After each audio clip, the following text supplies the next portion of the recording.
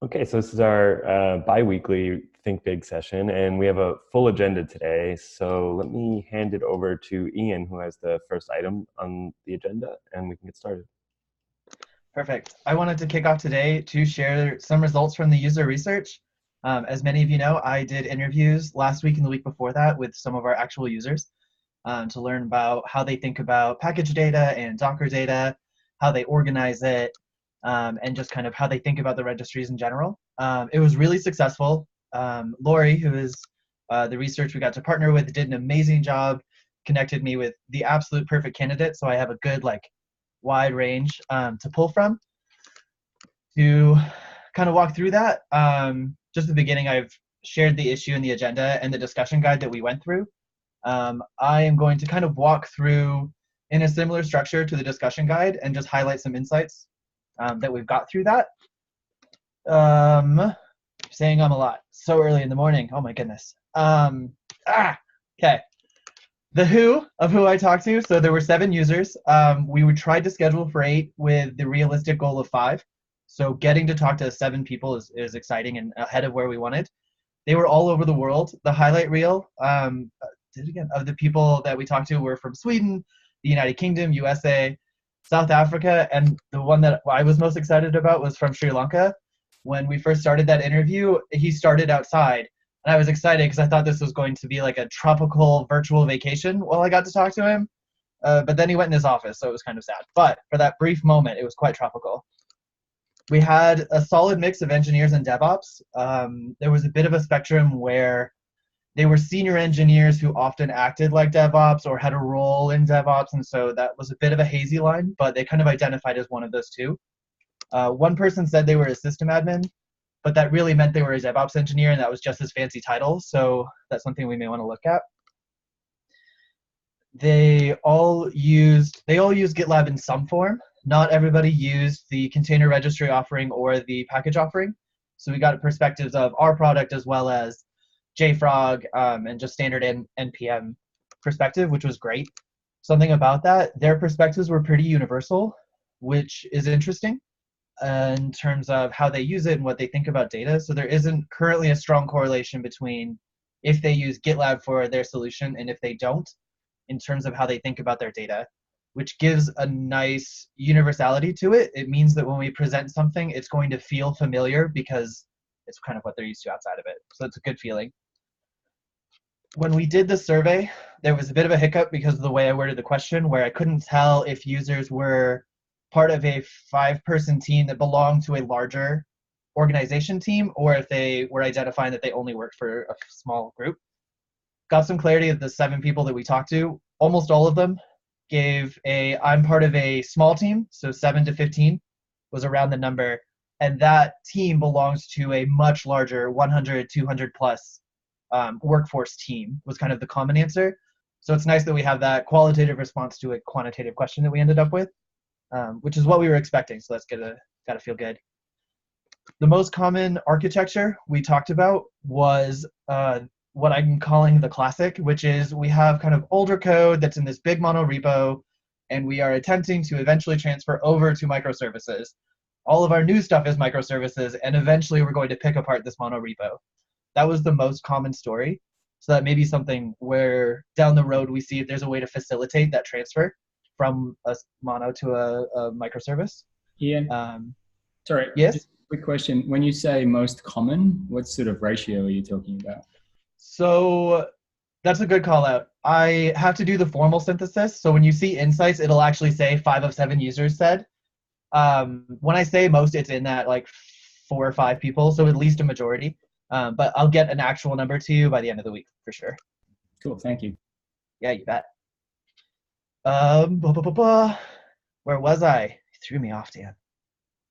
Languages were a pretty good variety. JavaScript was the most common, so NPM packages were the most common. Just because that's the only language to use in a client, I don't think anyone's surprised that that's the most popular one. And almost everyone used Docker. A couple of users didn't know Docker themselves well enough to have the conversation, but they knew their company used it. So the fact that we focused in on that container registry is kind of continuing to validate that that's a good place for us to focus, which always feels good. And then almost everyone, one person had one manual push, but they had a unique situation, so I wouldn't really qualify them. Everyone else used some form of the GitLab CI/CD offering. There was a common trope between probably three of them that said we're working on automating even more. So it's kind of we're starting the CI and eventually moving to a bigger like CD idea. And it's kind of interesting to see that a lot of the people we're working with are mid-transition in a lot of their efforts. So that's areas we can explore of how we can facilitate them moving faster, which is awesome. Diving into Docker, the image and creation and update cadence. So a lot of images are being created daily, if not weekly. They're getting updates all the time. Net new images, so images that have never had, or this is their very first tag, is much rarer, and they tend to fall into a new project bucket. So a new image gets created in the same way that a new project or a new package would be created. So they're kind of a unique event. Most organizations seem to fall in the either 1 month or every other month cadence for creating those new images. And as I'm going through this, if you have questions, feel free to jump out and ask them. Just want to call that out because I'm talking a lot. They tend to actively manage between 10 and 40 images. Nobody broke the 50 mark. This is because we're kind of struggling with the terminology. They were saying images as in one image may have many tags, so new versions being updated, but they're only managing between 10 and 40. And that was directly correlated to the size of their team. So the more projects involved, the bigger their team, the more images they were.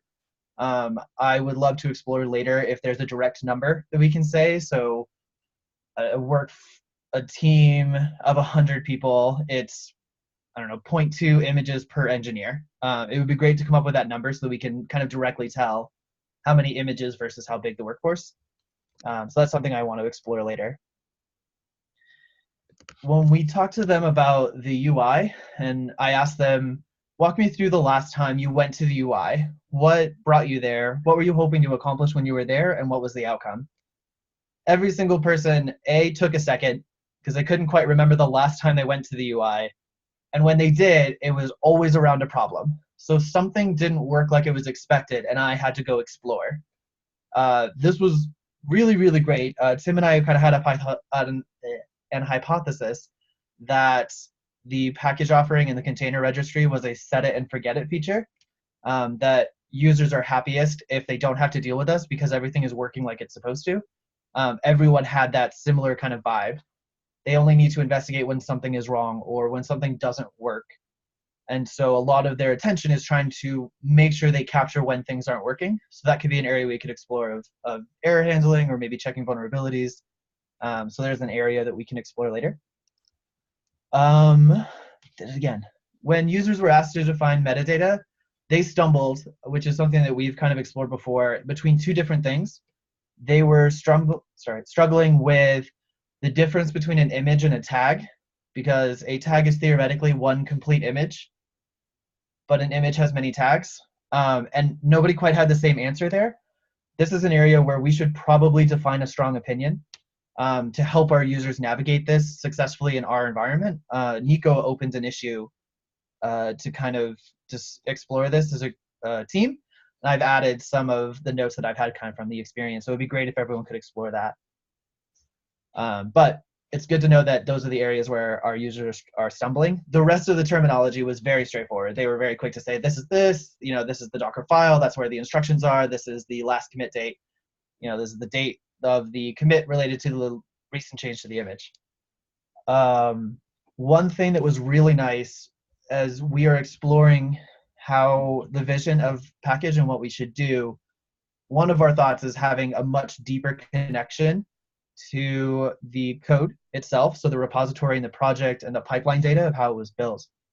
Nobody stumbled on the idea that metadata associated with a project was related to the image. I did a blind test, so as we walk through, they get a list of random metadata points, and I asked them to define what each metadata meant to them.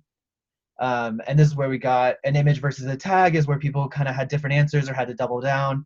And same with registry. Most people actually thought registry meant the project, the code, which is an interesting insight that that's the way they went. And then a couple of users called out specifically, this is something I am unsure about. I've read the documentation, I've read Docker, and I'm still not sure what each one means, especially when I'm navigating the API documentation. When it says you're looking at the Docker repository, they kind of get confused.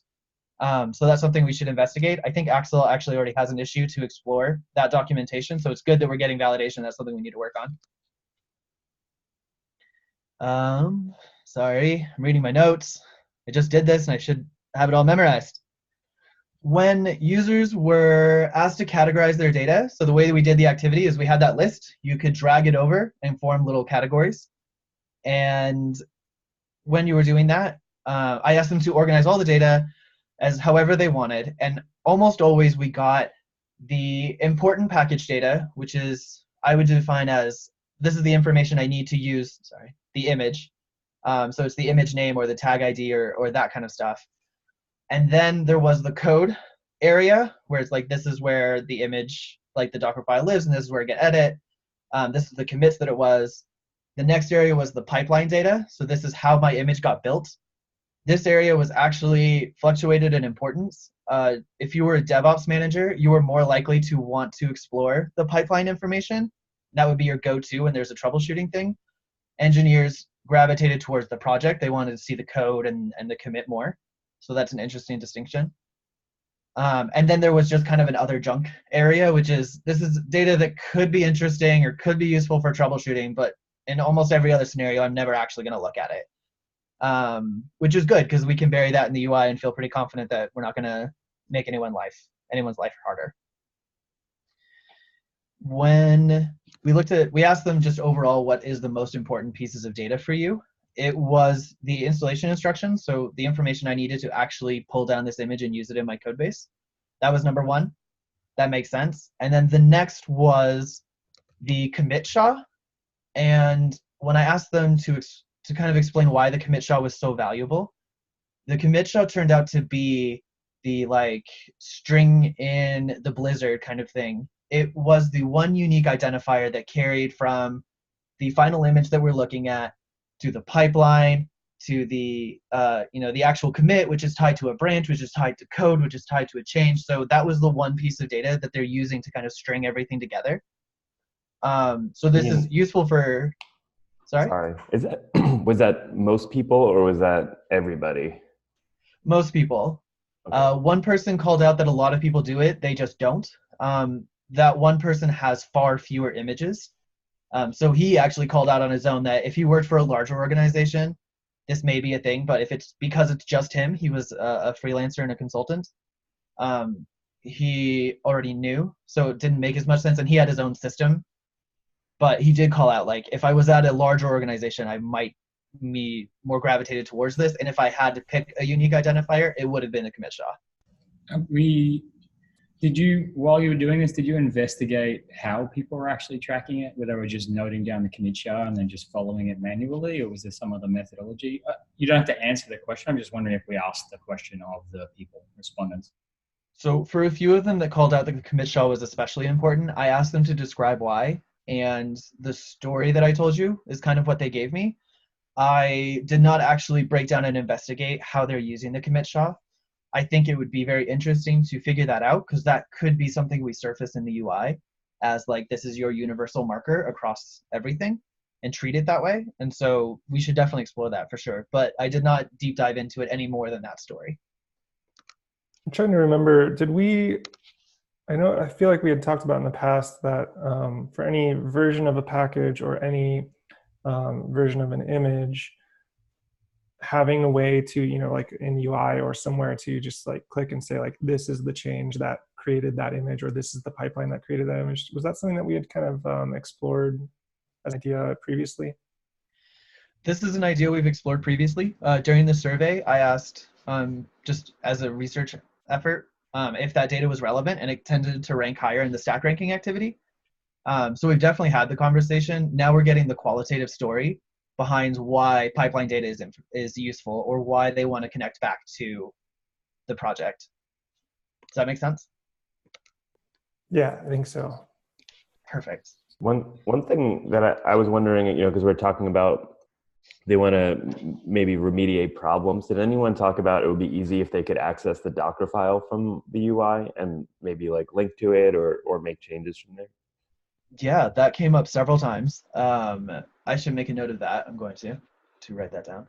We'll take a note if you want. I'll add it. I would appreciate that. In case anyone can't tell, I'm terrible at taking notes and talking at the same time. It is impossible for me. We got you. Thank you.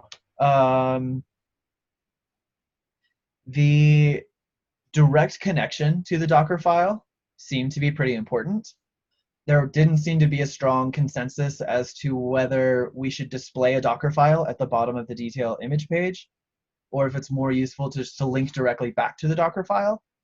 The reason being is that some people started the story about editing the Docker file, which would mean sending them to the codebase makes more sense and using the web IDE in that kind of area. And others were referencing the Docker file to see what's going on, and then would jump into pipelines. So I don't have a strong feeling about whether linking to the actual code blob in projects or just showing and displaying the information is more valuable. This could be something where we display an expandable item, so you can like click on it and it expands to show the Docker file, but it takes that manual step, so we're not like cluttering the space. That might be a good option. And then you can maybe directly click to the edit this page and do that web IDE flow that kind of moves you into the merge request and passes you along. Might be another option. And what about something like a README for a package or for a Docker file? So for a Docker file, a README was not necessarily as interesting. When I asked them to, what kind of data are you thinking about, or is there any other things that could be useful? Docker seems to be one of those, it's self-described because of the Docker file, so that technical aspect is there. And then the way you use Docker files are pretty consistent. So they weren't really looking for that. In the package realm, however, there was a much stronger want for that. A few people called out they liked the fact that NPM had that README file. And even if it just took the README from the project and displayed it on the package, that would be fine enough. And that's a lot of people were saying that that's what they do for NPM, is they just kind of paste their README into the project description because it tends to have all the same information. So there should be a connection there. I think we could explore pretty easily. But for images, I don't know if it's as valuable. They did want a more clever way to identify how and when to use an image, which is a different problem that we should explore there, as opposed to a README. Does that make sense? Can you expand on that last point a little bit? Yes. They. Now I actually have to think on my feet, and I wasn't prepared for that. Could you ask your question in a different way? You mentioned that they want to know how and when to use the Docker file. I was just wondering what you meant by that. For sure. So some organizations are set up in a way that, depending on the environment you're going to be working in, depends on the image you should be using. And so they want a way to describe if you're expecting to run Alpine and it has this thing and this certain setup, and you're working on a Java application, and so you need this Docker image that's Alpine and Java, then use this image. That's the primary one for that, versus if it is for a different language or a different environment. They want a way to identify that. Currently, there's really just this is the primary image, and then this is not. And after that, it becomes like naming conventions. And so they're trying to figure out and solve for ways to do that, because there isn't a better option right now. So if we explored a way, it could be as easy in the UI as saying every package that's the latest package built from master should be called the primary. And then they can set new rules, or they could manually say, this is now the primary one. So they want to explore that. Is more interesting than necessarily how to use this specific image. And so that kind of like makes me think, because I feel like that can all sort of be tied into like tagging and labeling. But it sounds more like they're looking for a way when there's these pipelines just spitting out these images to have that sort of automate in a better and more digestible way. Am I hearing that right? Definitely. Cool. For sure. And a lot of users tied this back to retention policies. So instead of trying to identify what was primary, they were taking the opposite approach of removing everything that isn't. So that could be a more elegant solution where we just get rid of most of your tags and we declutter it so it's easier for your organization to use simple structures to determine it. So both of those in combination is probably going to be the right solution. Any other Docker questions before we get into the package? Yeah. So what we were just talking about, are they talking about the final image artifact built from the project, or are they talking about the base image that would be sort of at the beginning of the Docker file where you're like from outline? And is that sort of an organization specific policy they're looking to make sure they're abiding by, or are you talking about the finished image? I can proudly say yes to both of those things. They would like the ability to identify that this is our base Alpine image. It has passed security. It has gone through all of the things. Every image can use this base. Everyone in an organization uses this base. They also want the ability to say, this is the finer Docker file because it is from master and it has passed all of our tests and it went through QA. This is the final Docker file we should use. So they're looking for both. That was a really good question. Thank you. Perfect. I will dive into package then. Package data, I will admit, is shockingly similar to the image data with just a few nuanced differences, which is really great because that means we don't have to hold too many models in our head. But it does mean this bit's a bit boring, so I'll try to speed through it. The cadence for updating and creating new images or new packages was just pushed forward one level, if you would. So instead of creating new packages daily, they tend to be created either weekly or up to the monthly if you have the larger release cycle. It tended to be more tied to a release cycle than the images, which seem to be every commit. The number of packages that were actively being managed fluctuated a lot. Some organizations had 2 or 3 custom private packages that solved a unique case for them and they used it in a couple different places in their code base, which tends to be the open source NPM model, right? I created a small thing that solved a problem. I created a package and I use it in my product. And then on the opposite end, there were organizations where the team's final product was a package that was used by the larger scale product. And so each team was creating and managing its own package, which means we're up to the 40 and 50 mark. So oftentimes individual teams only had to manage 2 or 3 packages at most. So a single user really only has to pay attention to a couple, and that's an important thing to know, especially as we consider a group view, because that's going to be our DevOps trying to manage all of the packages being created by each team. And so keeping that kind of mental model in mind may be helpful for how we organize and show the group package level. Did you get the sense that teams okay, let's say one team is creating 1 or 2, are they using any of their other teams' packages as well? Or are they recreating stuff? Or are they aware that other teams are creating packages? That was actually one of the primary roles for 2 of the DevOps people, was making sure that that work wasn't being duplicated. Some teams were organized in a way that if they were using packages, if it applied universally across many things. So if they wanted to surface certain pieces of data that multiple products would be using, then they would have maybe a package that manages that communication. And then the teams themselves would just manage their code base that uses the shared package. That seemed to be a struggle to make sure that connecting the dots, if you would, to know that other teams are going to use a certain piece of code base. And so that was a part of his job, was this should become a package. This big effort should become a package because multiple people are going to use it, which was a unique case and flow from what I had really considered. And then there are other teams that are just producing it and they're not really touching anybody else. It's just their final product. Well, were you able to determine what their process was when they decided to do that? I do know exactly what his process is, and it's unfortunate because it is, I check the merge requests that get assigned to me, and if it looks like something that should be a package, I let them know, and then I just bug them until they do. It was not an ideal process. Well, I'm just thinking more from a GitLab workflow standpoint. Does that mean like manually generating all of the templates and files and stuff they need and then building and pushing and doing all that stuff? Or It seemed to be integrated with their pipeline in terms of actually delivering it. I didn't get into too much more detail than that.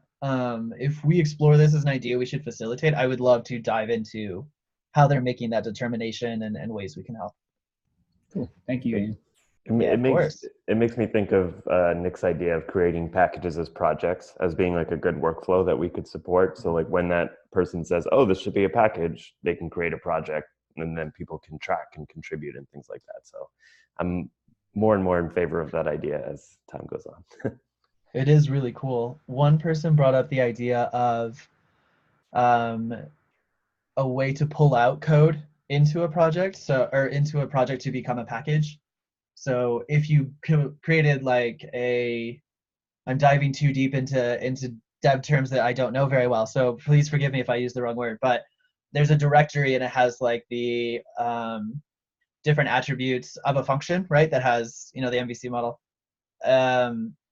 Then they want the ability to pull that directory out and turn it into a project that becomes a package.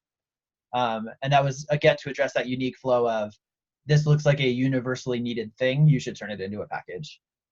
So I'm curious if there is a convert folder to package feature in the future. That could be just this one use case, and so the amount of effort it would take to actually do that is not very useful, so we'd need to explore and validate first. But if it is a thing that people tend to do in those kind of organizations, it could be a quick win feature. So it's something cool we could explore. I don't want to take all the time, so I'm gonna try to move quickly. Same thing with Docker. People came to the package UI and it was because there was a problem. Package either stopped working or it threw an error somewhere, and they looked at the previous version of the package that was supposed to be built. So definitely more for that troubleshooting side of things. When it came to the troubleshooting, was there any sense of when they did go to the UI to troubleshoot, was it helpful? Yes. It's not very helpful. And they called out some pretty basic things that could make it more helpful. Nick's MR about adding sorting to the package list made almost every person that brought it up really happy, because that could have just saved them so much time if they could sort by the created date and they could see when the last one was and just jump in. So once they see the data, it's helpful. Getting to it is kind of a difficult path right now. Here, even more so than Docker, I would say, there was no hesitation with connecting a package to its project, which is really good news that connection just makes logical sense. Again, we presented them with data. It included projects and pipeline data, and when I asked them to describe it, it was very clear. What is the pipeline name? It is the pipeline that built this version of the image. So very straightforward, easy to jump in, and helps us know that that's not a cognitive leap we have to overcome. It'll feel natural to users, which means these kind of subtle, interconnected GitLab features are going to be natural for our users. They tended to group data into 4 parts. How do I use this package? Where's the project that it came from and all that information? Where is the pipeline that built this? And then other junk that I probably don't need unless I'm really struggling to troubleshoot. What data ended up there was pretty consistent. The one difference was the tarball file, for NPM at least, which was this is the actual package. Some users thought that was the most important thing, and others thought that it was kind of a useless piece of information because you should install using NPM or package.json or yarn. When I asked him kind of a follow-up of why this file was so important, a lot of the answers he was giving me was, well, when I download it and open it, I see exactly what the package is going to be, and thus I know that code is safe, or is at least what I know I'm dealing with. So I'm curious for that person if connecting them directly to the code would have been more successful than having him download it. And there was this uneasiness that the code in the tarball TGZ was different than the code base he had. So that is an interesting idea. So so the definition of safe is actually code generated. Was there any sort of deep dive into what definition of safe is? Safe might not have been the right word. It was the absolute final product. So you know that this package is what's being used, and that meant to him that nothing changed during the pipeline process, during the build process, and he felt unsure that the code he produced went through the pipeline and produced the package as expected. And so he checked the tarball.tgz to figure out if it did. That's about as far as we dove into it, because we were honestly just on a bit of a time crunch, because that was the third activity for him. Kind of like now. Kind of like now. So yes, all good. Everything is lovely. Most important date, almost always responded with the install instructions, and then the idea of a changelog also kind of got floated around a few times. So that could be something that we surface about, like, this is what's happened with our package, which could make the troubleshooting process a bit easier. After the card sorting activities, we wrapped up with some blue sky conversations. These are, if you had a magic wand and your package manager could suddenly have a feature, what would it be? And on the opposite, if you had a magic wand and could change anything about your package manager, what would it be? And then the last one is, if you could have anything in the world that would help you manage your packages, what would it be? Something that was really interesting that just kind of popped in my head is people kept coming back to how cool it would be to surface the project data and different ways that they could use it, and how that just felt natural. And that was something that they struggled with when they use JFrog or when they use NPM, is that there is no connection. So it's fun that they got excited when they had the blue sky open field, that they wanted to come back and talk about the relationship between code and package. That made me feel very validated in that aspect. One person brought up that they tend to use the CI pipeline views as their dashboard of the health of their overall ecosystem. So surfacing package errors or Docker image errors in that screen could be really beneficial. I think it catches build errors, but there could be other ones. One example that I thought was really cool was if a package or image gets added to the registry that is 0 kilobytes, to raise an error, because that is likely something went wrong. Because everything should theoretically at least have 1 kilobyte, right? I think. So as a catch of, something is wrong. So that was a cool idea, and we should do some exploration on ways that we can identify when something might not be right with a project or a package. One thing that kept coming up was, how is this image performing and what is its usage? So they wanted to know, how fast did it take for an image to fire up into a container? How many times is a Docker image being pulled? How many times has a package been pulled? How many things is my package a dependent for? Not good with that one. So a lot of the, after the package is built, what's happening with it, information is what they were curious about and don't have a good way to get. So that's something we could explore down the line. Did you get a sense for how they would use that data? Or just did it seem like that's the kind of thing they were like, it'd be nice to have, or it was like, I have a use case that I have in mind for how this would help me? For sure. There was definitely some just kind of vague, it would help me troubleshoot. So if it's taking 10 minutes to fire up a container, there's probably something we should look at. They shouldn't be that slow. So that was one aspect. One that I thought was really clever was, I want usage data on everything, but specifically when I have something that is outdated or is vulnerable or is not safe to use anymore, I want to know if it's still getting used. And, as the DevOps hat on my head, I'm just like, yes, that would be brilliant. If I told all of my engineers, you need to update to version 4 of this package, I would like to be able to see if anybody is still using version 3 and catch it. Wouldn't it make more sense to just be able to lock out usage of things that weren't safe? Yes. I think this was more in the general evolution idea. So we don't want to break suddenly, but I do want to see that everyone is moving over. So I think it's less maybe the extreme version that I presented and more of the, I'd like to know how successful I am in getting everyone to move over to this new version. Maybe that's a better way to explain it. No, and that's a good point. What I'm hearing is there's a security concern with this particular thing. So but are people still using it? Can I track it? And yeah, that's an extreme example, but then I go to sort of more policy mindset of like, you know, if anything, checkbox, if anything is flagged as not secure anymore, you can't pull it down. It's basically disabled.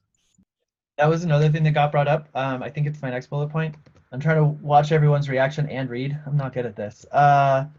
Was around the vulnerability and security scanning. So it was a really exciting idea for them if they could look at the homepage of a package and just see that it passes basic security standards, or the opposite, there's a red flag that this may be vulnerable or may have multiple vulnerabilities. Tied to that was the idea of connecting them to the issues active in the project associated with the package, specifically the bug queue. They wanted to know, A, how many bugs were there, and B, when is the last time it was updated to see if this package is actively being worked on, was the two big questions about can I use this package that we don't really surface. Oh, and I already gave away the 0 kilobyte nifty thing, so that was the last point. Does anybody have any last questions about the package data or the research we did at all? Anything? I've been talking for like 40 minutes. I was thinking about this idea of set it and forget it, where people are happiest when the feature just works and they don't think about it. And in a conversation you and I had, you framed it nicely where you said, as opposed to issue creation, where you want it to be a pleasant user experience. You want the user to feel like they're having it's fun, or it makes them feel good to like write out an issue and create it and add their labels. What do you think? And maybe this is a question for the whole team. What are the implications of that idea, knowing that our users have this mindset of like, it should just work, and the only time that I want to go to the only time I'm going there is if something's wrong. I was just wondering what people thought the implications of that were. I think, yeah, I think my sense of that is if we had tools that proactively let people know there's a problem, they wouldn't be hunting around in the actual application to figure out what was going on. So whether that is some security concern, whether there's some other consideration going on, if our actual app did that for them and notified them, then they wouldn't need to be hunting around all the time. And so if it was a clear list of packages, maybe when something came up, they were notified. You know, if something was if there's a new version and people are still using the old one, being notified of that, and sort of call outs. You could have like a dashboard for people that were sort of trying to monitor that type of thing, that would call out outliers. That to me is like getting ahead of the curve. But the fact that it's set it and forget it, that makes total sense to me, because we're not the product. We have this. It's that conversation I think we've had a few times before, which is the product. Yes, they use the package, but the package is of the repo. And so if I'm happy working in my repo and it's passing on my pipeline and everything's going well, then the package is just like, whatever, it's fine. I don't need to care about it. That makes total sense to me, because we engineers write code. We don't write packages. You know, some people do when you get into infrastructure as code, and there's a bunch of other areas, but the people who are writing code to create a package is just a sort of a thing that happens after the fact, ideally. For sure. I think a big aspect to focus on is speed is something that we should measure. So if you are actually coming to our UI, it is likely because you're solving a problem. So how quickly can we connect you to your problem? So that's one aspect, an avenue to pay attention to. The other one would be, how do we gently surface problems in a way that they're going to digest it? Just like Dan was saying, how do we get them ahead of the curve? Instead of my whole pipeline breaking a couple days later because this package was 0 kilobytes, how do we surface that this probably is not a good package? Those are kind of my two perspectives on that set it and forget it idea. And then the policy can support that, right? Like if we had the concept of policies, you could say anything that fails security, anything that has a build problem in the pipeline, anything that's 0, and like we don't have to be prescriptive about what those policies are, but some of those seem consistent with our users, and therefore we could start there and have something to iterate off once we get going with it.